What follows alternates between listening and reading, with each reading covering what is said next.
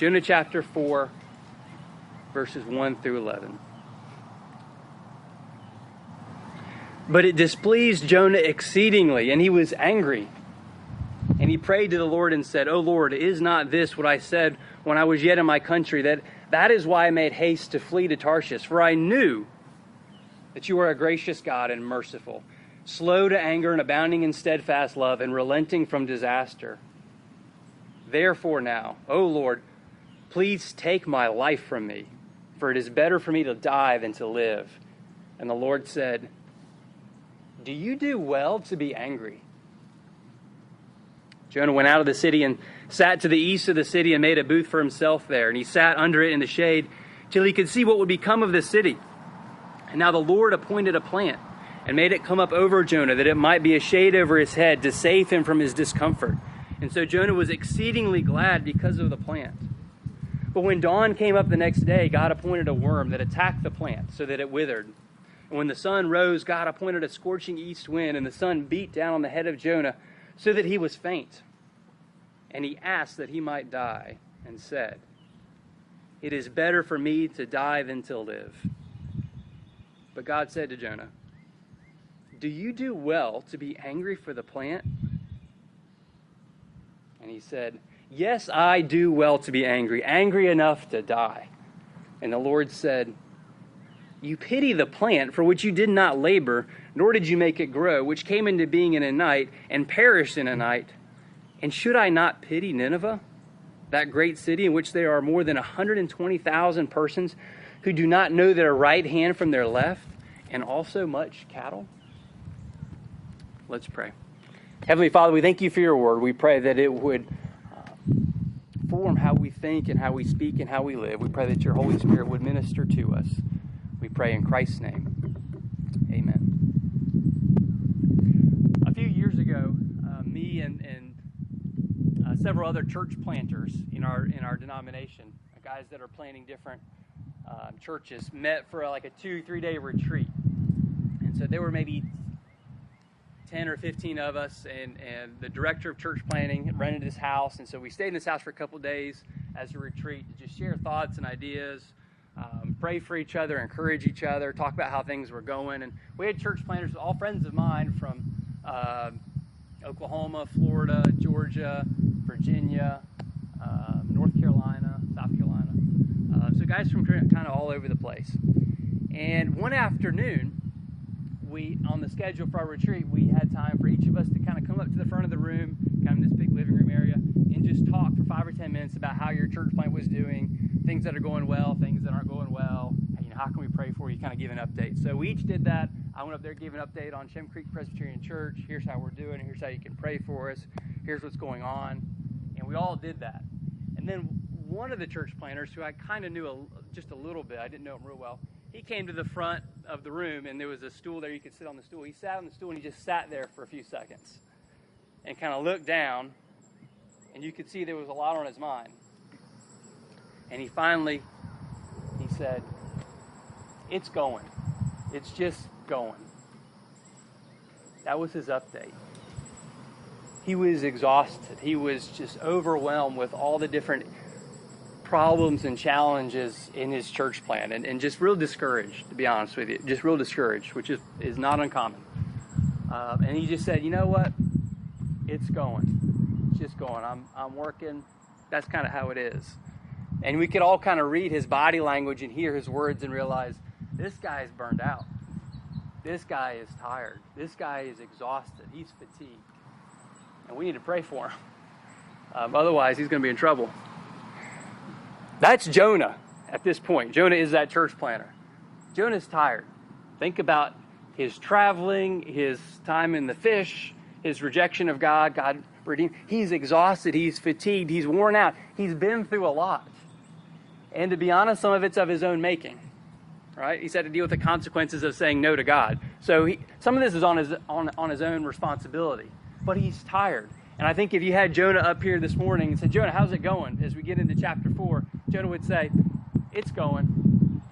It's going. He's tired. He's exhausted. He's fatigued. And I want you to understand that about Jonah, because it gives us perspective to the story, this part of the story. but we're going to give him a little bit of the benefit of the doubt because the rest of the story, he looks really bad. So we're trying to give him the benefit of the doubt a little bit here, that he's exhausted, he's fatigued, he's worn out, he's tired when he has this large revival. And so this morning, as we finish the story of Jonah, the story of his ministry, there's two things we're going to see. We're going to see that Jonah's thoughts and God's thoughts are totally different. That's the first point we're going to look at. And the second thing is that God's priorities and Jonah's priorities, things that Jonah values and the things that God values, are not the same. They should be the same, but they're not the same. Kind of like what we read from Isaiah 55 in our call to worship. My thoughts are not your thoughts, God says. And that's a call in Isaiah 55, by the way, to say, your thoughts should be my thoughts. You should be thinking like I'm thinking. You should be seeking me and acting like I do. That's what Isaiah 55 is saying. So we're going to look at Jonah's thoughts and God's thoughts. And then second of all, Jonah's priorities versus God's priorities. So as we look at chapter 4, let me ask you a question. How many of you this morning, how many of you think of your, and feel free to be honest, just to show of hands, don't have to share anything. How many of you see yourself as a creative person? You can be honest. Yeah, definitely.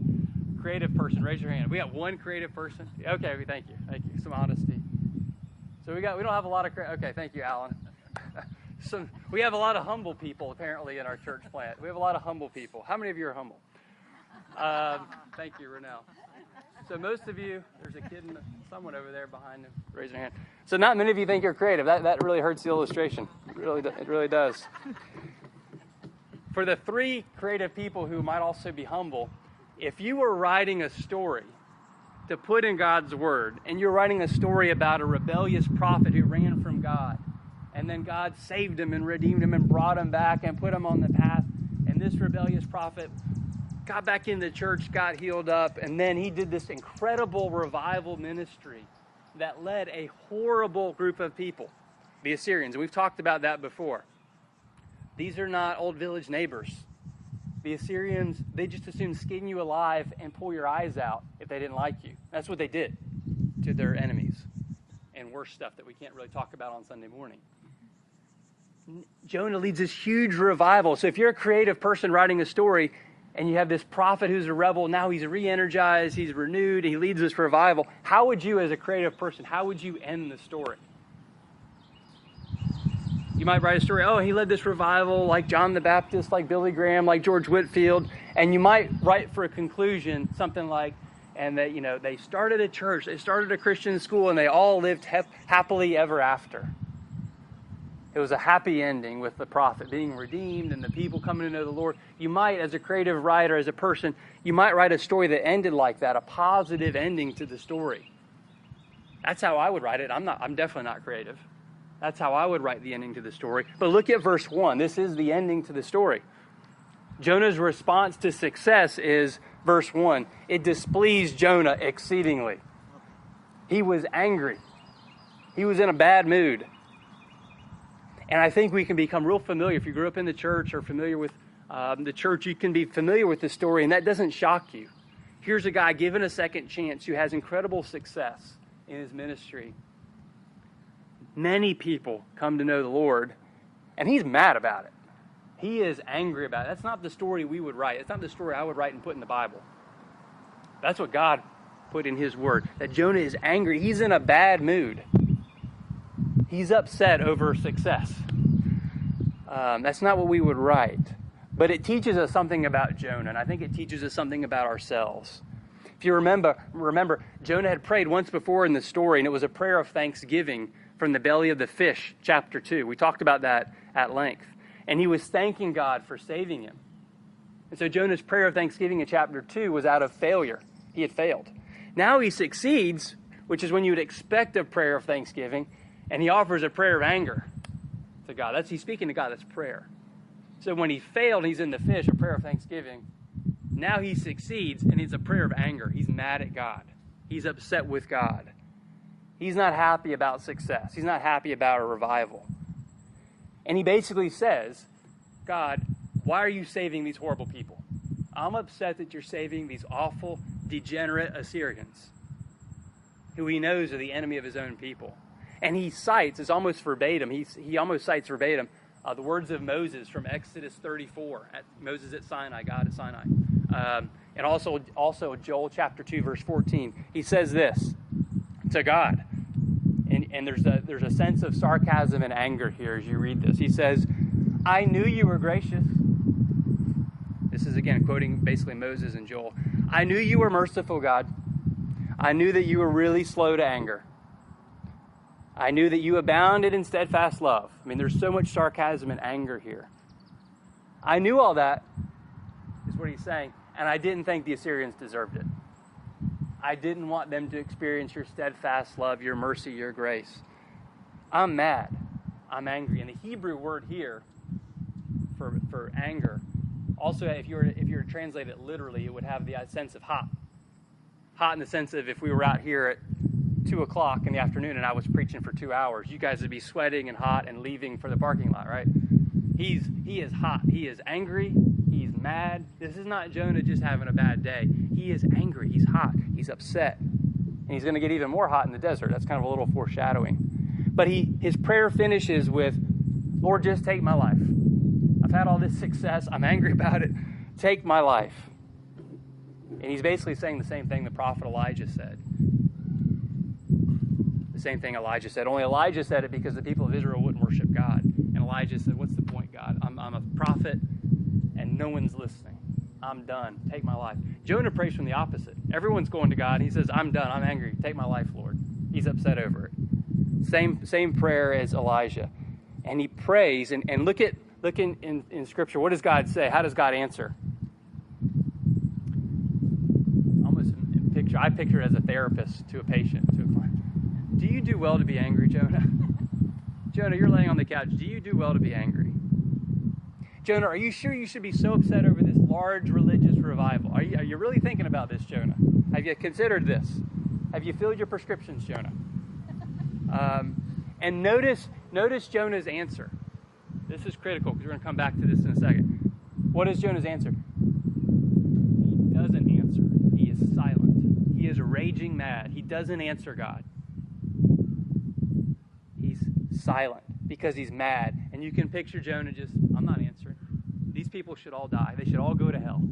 That's what he's thinking. I'm upset over it. And so here's the first point. Jonah thought he knew better than God.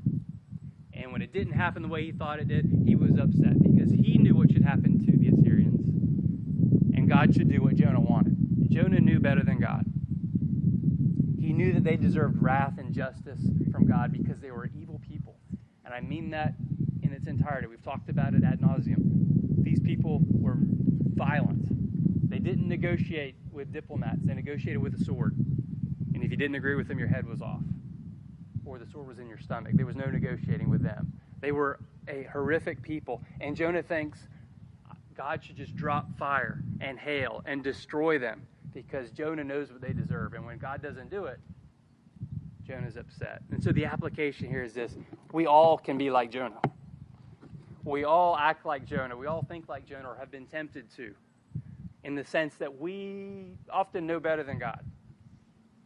We know what God should do. And so when things go wrong, maybe at work, in your office, we know what God should do, and when it doesn't happen, we're a little upset with God.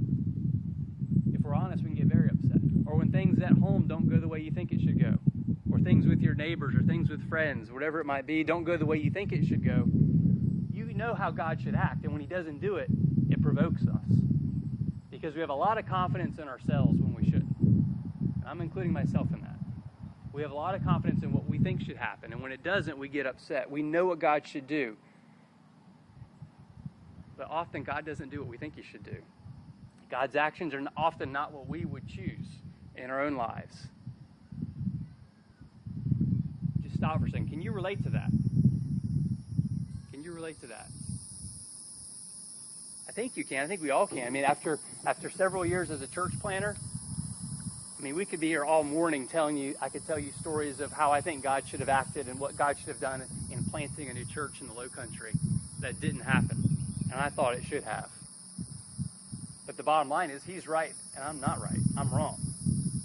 And I think we all, if we think about it, can relate to that we're tempted to think we know what God should do in our lives. And when he doesn't do it, like Jonah, we can get provoked to anger. if we're honest about it. Jonah reminds us of ourselves. He reminds us of ourselves because we think we know what God should do. And a lot of times, often he doesn't do what we think he should do. And so the story of Jonah reminds us that God knows best. That God's knowledge is greater than our knowledge. That God's plans are greater than your plans. That God's desires for your life are greater than your own desires for your life. He's just going to do it differently and do it better than we can imagine or we can plan. And so Jonah here really is a mirror. It's a mirror for your life. It shows you a picture of yourself, that you're tempted to think you know better than God, and we don't. And there have been times when we've acted like Jonah, probably, if we're honest. And in the future, there'll be times when you're tempted to act like Jonah, to think you know better than God. And here, we're reminded that we are humble, limited creatures created by an infinite, eternal God who knows better. And when we don't understand, we need to just remain prayerful, humble, and silent, and know that he's in control, and he will do what's best. And his plan is infinite, not limited like ours. He'll do what's best, and what he wants to do will prove right in the end. And so that's the first point. God knows best. Jonah thought he did, and when it didn't happen the way he thought it should, he was upset. So as we look at the story, Jonah's done preaching. He heads east of the city, so he's heading east of Nineveh, and he gets to some high ground, and he makes a little shelter out of some branches and leaves, pulls them down from a tree so he's protected from the sun, and he sits and waits. One writer called it an unusual vigil. He's sitting and waiting for fire from heaven, maybe something to happen, because he's waiting for Nineveh to change their mind and revert to violence and evil. He's waiting for God to change his mind, where God says, yeah, I think I'll just take him out. He's waiting for someone to change their minds. He's going to wait 40 days. He wants to see some shock and awe, some destruction. That's what he's wanting to see. So he sits and waits. A couple weeks ago, I was sitting on my front porch in the evening, and I was reading. I had a book I was reading, I forget what it was. And I heard something to the right of me, and about maybe 4 houses down to my right, I looked, and one of my neighbors, I don't really know, kind of rolled out, and he had a new little street legal dirt bike motorcycle. And he clicked the ignition and turned on the engine. I was like, oh, this guy's got a little Suzuki, I think 250. I thought, oh, that's kind of cool. And he's a new rider, as will be evident in this story. And he had his brand new helmet, brand new motorcycle. And I was like, this is kind of cool. A new bike, his first ride, new rider. And so I looked over, and he started kind of getting a little bit of a gas to it in this driveway. And he went to let out the clutch and give it some gas, and it lurched forward and the engine died. So he let out the clutch too quick, didn't give enough gas. So I put my book down and think, how long is this going to take? This is hilarious. This is great. I mean, I encourage new riders. I encourage everyone to ride motorcycles. But it's funny when people fail.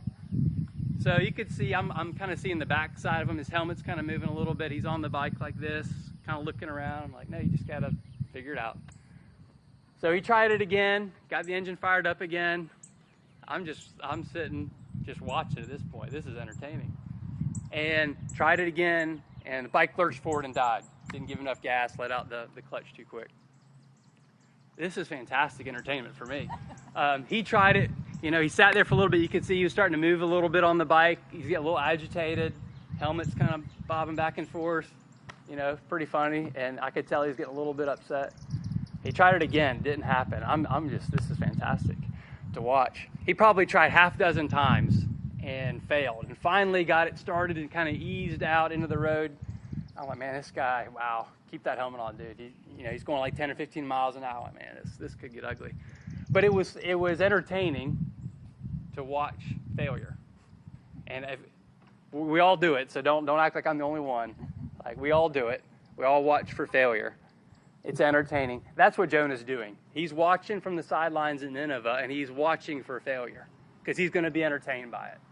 That's what he's doing. He's watching for failure. He's waiting for it. He wants God to change his mind. He's wanting Nineveh to change their mind. And then he's wanting to see some fireworks. He's wanting to see them die. And notice what happens next in the story. As Jonah's waiting for failure, waiting for some destruction, maybe some smoke, some fire from heaven, mushroom cloud over Nineveh, whatever it might be, notice what happens next. The God who sent his word to Jonah, the call to Jonah, the God who sent the storm to Jonah, the God who sent the great fish to Jonah, the God who sent Jonah now sends a plant to Jonah. And again, the emphasis here is on God's sovereignty, that God sends. He sends this plant that grows quickly to give him shade, probably a castor oil plant is probably what it was. It grew quickly, had some leaves for some shade. So Jonah wakes up to this to give him more shade, and he's excited about it. The text literally says in Hebrew, Jonah rejoiced over the vine with great rejoicing. Rejoiced with great rejoicing. That's the only time you see that in the book of Jonah, the story of Jonah. He is excited about a little plant growing over his head. He is excited about it. It gives him shade. And so it gives him some shade as he just sits and waits, and he's watching for some failure in Nineveh. And then God acts again. God's not done sending. God sends one other item to Jonah. Jonah wakes up and realizes that God has sent a little beetle or a little worm to destroy this plant, this castor oil plant. And he wakes up and it's being destroyed. Which has a little footnote in the book of Jonah. This is a theme. Potential destruction is a theme. So the ship in chapter 1 is almost destroyed. Jonah's thrown into the water. He's almost destroyed. Nineveh is almost destroyed. The only destruction that happens here is the plant. It's not Nineveh. It's not the ship. It's not the person, Jonah. The only destruction that happens is this little plant. And Jonah gets upset. This is too much for Jonah. Jonah has had it. He's done. He gets so upset because not only is the plant gone, God sends an east wind off the mountains of Iran, and it kicks up dirt and dust and makes him absolutely miserable. And the sun is beating down on his head, and he's just exhausted. He's tired. And he's at his breaking point. And he prays to God again. He says, Lord, just take my life. I'm done. And God says almost the same exact phrase to him again.